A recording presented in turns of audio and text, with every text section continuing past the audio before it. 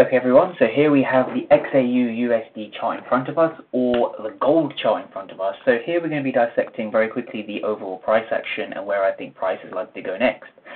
So what we have over here is that we've had price deliver a high, right? So we had price deliver a high in this region over here, and this high went on to create a H4 low. So I'm currently looking at my structure, the H4 low down here, and since then that high has been broken to the upside, not once but then twice. So we've had a break of structure here to the upside, and now we have our current dealing range to work with, right? So our dealing range is simply taken from our swing low up to our swing high. So our current dealing range is from this swing low up to this swing high. Okay, so as I've discussed on many videos prior to this, right, we have a premium up here and we have a discount down here. Now, for anyone who trades gold, we understand we're very much bullish, and we have been for a long time. So we're going to be talking about a buy trade and a buy setup that could have been taken this week. I don't trade gold personally, so this is more so applying the concepts of ICT to this market. So what we need to then understand is that once we're in the discount, right, once we're below that 50% level, what we're looking for is a POI. We're looking for areas that price could rebalance off, and here's what we're going to dissect. We understand that price is likely to react off fair value gaps, and what we see here is a demand chain. So what we see here is price giving a demand zone over here that was respected, and this demand zone created another demand zone. Notice how they're all creating fair value gaps just above them in the market. This fair value gap zone over here, or this demand zone, created a new high, or created an impulse move over here. And now what we're looking at is this as another demand chain over here. So this is a chain of demands, hence we call it a demand chain, that's formed in a region just over here. And now we see price doing something which we would expect from a demand chain. We see price reacting off this demand zone, giving us bullishness. And we're going to dissect how we can get involved in a buy trade from this region, okay? And we're going to do that on the M15 time frame. So here we have marked up the M15 time frame, right?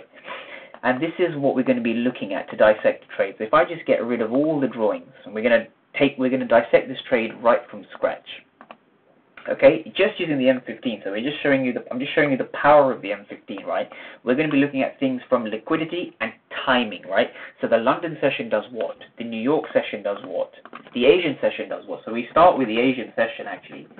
The Asian session has a purpose.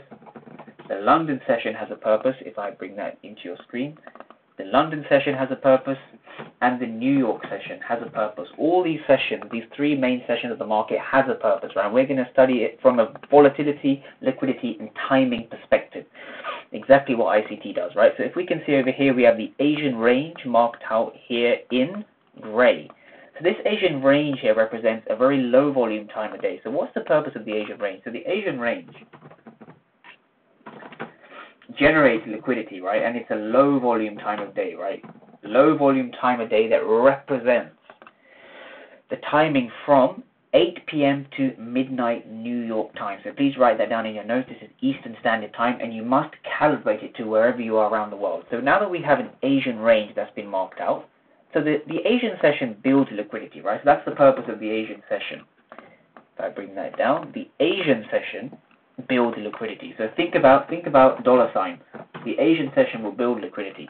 What does the London session do? Well, the London session sweeps below the Asian range. So the London session aggressively moves down before we see an aggressive move up going into New York. But why does the London session move down? Well, it creates what we call the Judas swing, or the manipulation in price. So this is the manipulation in price over here. Manipulation, or Judas swing, or turtle swing, they all mean the same thing. But from a timing perspective, the London session will very typically create that low of the day in a bullish market, right? So after our Asian accumulation, so that's what the A stands for in AMD, we're typically going to have a manipulation in price before price rallies up to the upside, right? So what we see over here is we're seeing price manipulate during the London session. So the London session sweeps liquidity. The Asian session builds it, London sweeps it. So what we're now expecting is New York to do what? Accumulation, manipulation, and you guessed it, the New York session is a distribution. The distribution aims to move in the intended direction. So we know we've just tapped off a 4-hour demand zone, so we should be looking for buys anyway. And so because of that, we need to identify a fair value gap in the New York session, and that's very important to understand, in the New York session, because we're looking for an AMD with a New York continuation. And as you can see on your charts, we have a very clear fair value gap over here. This candle here is a fair value gap in what we call the AM New York session. Okay, so the AM New York session, for those who are wondering, is going to be from 7 a.m.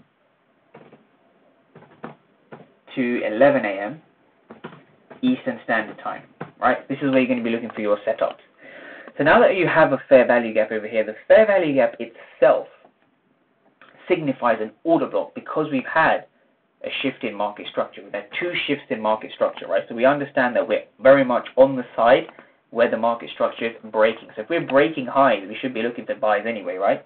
So our order block is going to be in this region just over here. This is going to be our order block, okay? Now our order block is not in yellow, it's in gray.